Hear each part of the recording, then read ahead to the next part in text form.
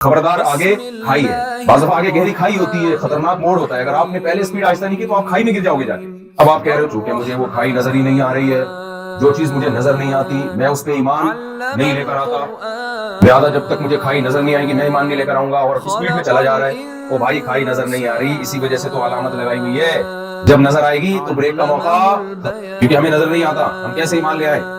एक बच्चे ने कहा उस्ताद जी आप पागल हैं। प्रोफेसर साहब ने कहा बेटा तुम मुझे पागल क्यों कह रहे हो? कह रहे इसलिए कि आपके पास दिमाग और अकल नाम की कोई चीज नहीं है। बेटा तुमने कैसे दावा कर दिया? कह रहे मुझे तो खोपड़ी में आपके दिमाग नजर नहीं आ रहा, ना उस दिमाग के अंदर मुझे अकल नजर आ रही है, लिहाजा आप क्या हैं? पागल हैं। तो बच्चे ने ये दलील दी। असल दलील ये होनी चाहिए कि उस्ताद जी आप दिमाग भी है अकल भी है, लेकिन आप अकलमंद होके भी पागल हैं, इसलिए कि आपने एक गलत उसूल की बेस पे किसी चीज की जो चीज नजर नहीं आती वो नहीं होती, ये उसूल ही गलत है। जो चीज नजर नहीं आती अगर उसके होने के दूसरे दलाइल हैं तो वो है, चाहे नजर आए या ना आए। हाँ अगर कोई दूसरे दलाइल कायम नहीं है तो फिर हम उस पर फिर इम्कान है कि हो भी सकती है और नहीं भी हो सकती, फिर भी इनकार नहीं कर सकते कि नहीं है। आप बोलो भाई मेरे पास दलाइल नहीं है, तो अल्लाह मियाँ ने भी अलामतें रखी हैं कि मैं नजर नहीं आता, तो ऐसा ना हो लोग मेरे होने का इनकार कर दें, लिहाजा मैं अपने होने के दुनिया में दलाइल रखूंगा ताकि उन दलाइल को देखकर लोग मेरे होने का यकीन करें और फिर मेरी बातों को फॉलो करें। तो अल्लाह ने अपने होने के यकीन में बहुत सारी चीजें बयान कर दी हैं। अल्लाह कहते हैं इन्ना लकुम फिल अनामी लइब्रा। देखो जब जापान के शोरूम से टोयोटा कोरोला निकल के आती है तो अपने होने वाले के कमाल, जो जिसने इस टोयोटा को बनाया, टोयोटा कंपनी क्यों मशहूर है? अपनी प्रोडक्ट की वजह से या यूट्यूब के किसी चैनल की वजह से? प्रोडक्ट उसकी ऐसी है, ऐसी गाड़ी मार्केट में लाई है जो हमारे यहाँ नहीं होती, हम लोग नहीं बना पाते, तभी लोग कहते हैं यार टोयोटा कोरोला है। होंडा क्यों मशहूर है? अपनी प्रोडक्ट की वजह से। जिसने भी अपना कमाल दिखाना होता है वो अपनी प्रोडक्ट पेश करता है कि नहीं करता? तो अल्लाह कहते हैं मैं भी अपनी प्रोडक्ट पेश करूंगा ताकि तुम्हें पता चले कि मुझसे ज्यादा साहिब कमाल कोई नहीं। तो अल्लाह की प्रोडक्ट क्या है? सबसे पहली प्रोडक्ट इंसान। अल्लाह कहते हैं पानी के कतरे को माँ के रहम में लेकर गया, माँ रोटी खाएगी उस रोटी से बच्चे की आंख बनेगी, माँ रोटी खाएगी उस रोटी से बच्चे की नाक बनेगी, माँ रोटी खाएगी उस रोटी से बच्चे की जबान बनेगी, माँ रोटी खाएगी उस रोटी से बच्चे का दिल बनेगा, तो माँ रोटी खाएगी उससे बच्चे के बाल बनेंगे। एक एक चीज उस रोटी से बन रही है, पूरा रोबोट जिंदा रोटी से तैयार हो रहा है। बताओ यहाँ जापान के म्यूजियम में कोई ऐसा रोबोट देखा जो रोटी से बनके वजूद में आया हो और उसमें जान भी हो? और फिर जब बच्चा माँ के पेट से बाहर आएगा वो भी रोटी खाएगी, अब उससे दूध बनेगा। है भाई हादा खल्कुल्लाह। अल्लाह कहते हैं ये मेरे कमालात है। फारूनी मादा खलक़ल लज़ीना मिन दूनी। जापान वालों बताओ साइंसदानों ने क्या बनाया? ऐसा रोबोट बनाया? ये अल्लाह के कमालात है जिससे अल्लाह बताता है कि मैं हूँ और मेरे जैसा कोई भी नहीं है। ये दूध कैसे, जो हम आजकल माँ का दूध तो पीने में भैंस को ज्यादा फोकस किया है और डब्बे को ज्यादा फोकस किया है, भैंस से भी ज्यादा।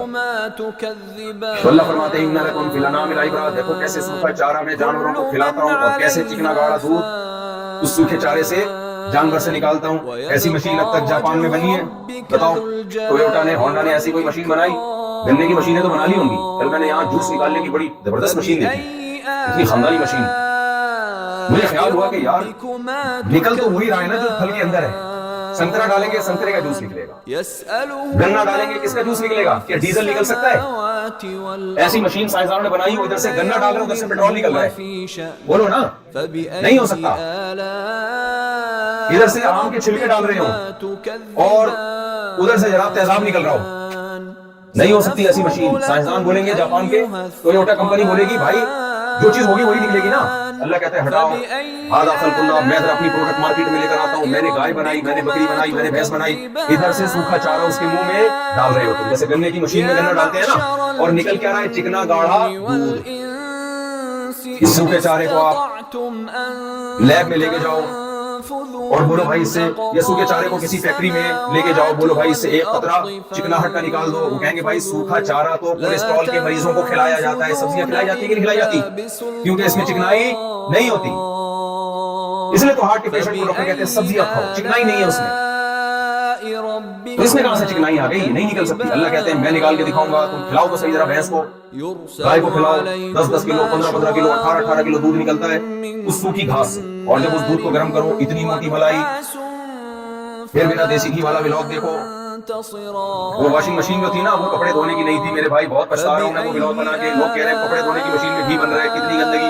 اور وہ جو کالا کالا نظر آ رہا ہے وہ بھی گندگی نہیں ہے. وہ مزدور نے سیمنٹ کا کام کیا تھا, جمع رہ گیا تھا وہاں پہ, وہ سیمنٹ تھا, وہ گندگی نہیں تھی. تو کیسا گھی نکلتا ہے کہ نہیں نکلتا. اس گھاس کو ایک طرف رکھو اور اس گھی کو ایک طرف رکھو. ڈاکٹر کہے گا گھی کے قریب مت جانا, بہت طاقتور چیز ہے. گھاس جتنی مرضی کھا لو, سارا دن سوتے پڑے رہو, بیمار نہیں ہوگے, لیکن گھی کے 2 چمچے کھائے, 2 گھنٹے جاگنگ کرنی پڑے گی اس کو ہضم کرنے کے لیے, تو 2 گھنٹے زیادہ ہوگی, تھوڑا کم کرنا. ایسا نہ ہو کوئی 2 گھنٹے بھاگنا شروع کر دیں, تھوڑا سا کم کریں. ایک چٹکلا سنا دو آپ لوگ کو, امام صاحب لوگ ناراض ہوں جب کہتے ہیں نا تھوڑا سا کم. تو ایک جاپانی اور ایک امریکی اور ایک پاکستانی بیٹھے ہوئے تھے, تینوں لمبی لمبی پھینک رہے تھے نا. امریکی نے کہا کہ ہمارے جو جہاز ہیں, ہمارے جو خلائی مشینیں ہم بھیجتے ہیں نا آسمان میں, وہ بالکل آسمان سے چپک کے چلتی ہیں. اتنی ٹیکنالوجی میں ہم نے ترقی کی ہے, بالکل آسمان سے اتنی اوپر بھیجتے ہیں, ہم آسمان سے چپک کے چلتی ہیں. جاپانی پاکستانی نے کہا بالکل آسمان سے. امریکی نے کہا تھوڑا سا نیچے, تھوڑا سا نیچے. پھر جاپانی نے بولا ہماری جو سب میرینز ہیں, ہم نے اس میں اتنی ترقی کی ہے, وہ بالکل سمندر کی تہہ سے چپک کے چلتی ہیں. دونوں نے کہا بالکل چپک کے, تھوڑا سا اوپر, تھوڑا سا اوپر. پاکستانی کیا پیش کرتا بھائی؟ پاکستانی نے کہا بھائی تم لوگ کیا لائے ہو مارکیٹ میں, ہم لوگ کی جو ہماری جو قوم ہے ناک سے کھانا کھاتی ہے, ساری دنیا منہ سے کھاتی ہے, ہماری قوم کس سے کھانا کھاتی ہے؟ ناک سے. بالکل ناک سے. انہوں نے کہا تھوڑا سا, ہم کسی سے پیچھے نہیں, اس میں شرمندہ نہ ہوا کرو. تو اللہ فرماتے ہیں ھذا خلق اللہ, یہ اللہ کی تخلیق ہے بھائی, یہ کوئی خود بخود نہیں ہو سکتی. بھینس, گائے, دمبے. میں لوگوں سے اکثر کہتا ہوں کہ آج انسان کی عقل پہ کیسی شامت آئی ہے. اللہ نے دمبا بنایا اور اس کے پیچھے چکی لگا دی.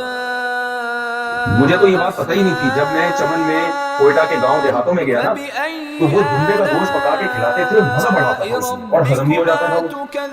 میں 2 مہینے رہ کر آیا چمن میں نا, تو میری صحت بہت اچھی ہونا شروع ہو گئی, کیونکہ میرا پیٹ خراب رہتا تھا ہر وقت کراچی میں.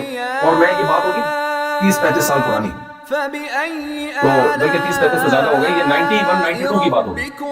ہاں تقریباً 30 ہی سمجھ لیا. تو میرا پیٹ 95-96 کی بات, میرا پیٹ رہتا تھا خراب, اور میں باریک سا ہو گیا. ایسے لگتا تھا جیسے کوئی یرغان کا مریض ہوتا ہے. یہ میں نوجوانوں کو بتا رہا ہوں صحت کا نسخہ. دوائیں کھاتا, ہر وقت کھانسی, ہر وقت کھانسی. جو مجھے دیکھتے بولتے کچھ پیلیا کا مریض ہے. اتنی طبیعت خراب, کھانسی, نزلہ اور دبلا پتلا بالکل, بہت ٹینشن. حکیموں کے پاس گیا, ڈاکٹروں کے پاس گیا, ٹھیک ہونے کا نام بولو, پیٹ ہی خراب.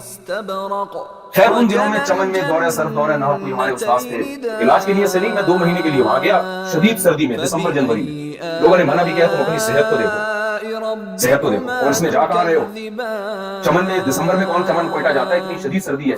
مجھے شوق تھا, میں نے کہا نہیں بھائی وہاں کچھ کورس ہو رہا ہے, میں جاؤں گا. میں جب گیا تو وہاں مجھے ایک عالم ملے, انہوں نے میری صحت دیکھی. انہوں نے کہا اس صحت میں یہ سردی بالکل بھی آپ پہ سوٹ نہیں کرتی, واپس نکل جاؤ. آپ کی مجھے کھانسی ہو رہی تھی, نزلہ ہو رہا تھا, سر بھاری رہتا تھا, پیٹ ہر وقت خراب رہتا تھا. انہوں نے کہا بیٹا تمہاری صحت صحیح نہیں ہے. میں نے کہا نہیں, میں آیا ہوں, میں یہاں ابھی 2 مہینے پڑھ کے جاؤں گا. کمال کی بات یہ ہے کہ میں جب وہاں ٹھہرا ہوں تو ایک ہی دن میں میری صحت ٹھیک ہونا شروع ہو گئی. میں بلا مبالغہ کہہ سکتا ہوں, بہت زیادہ اگر ڈیلے کروں نا تو 48 گھنٹے, 2 دن میں کھانسی بالکل ختم. 2 دن میں کھانسی کیا ہو گئی, بالکل ختم. کوئی کھانسی کا سیرپ نہیں, کوئی میڈیسن نہیں, جو دوائیں تھی وہ تو ویسے ہی چھوڑ گئی. نزلہ بالکل بولے ختم.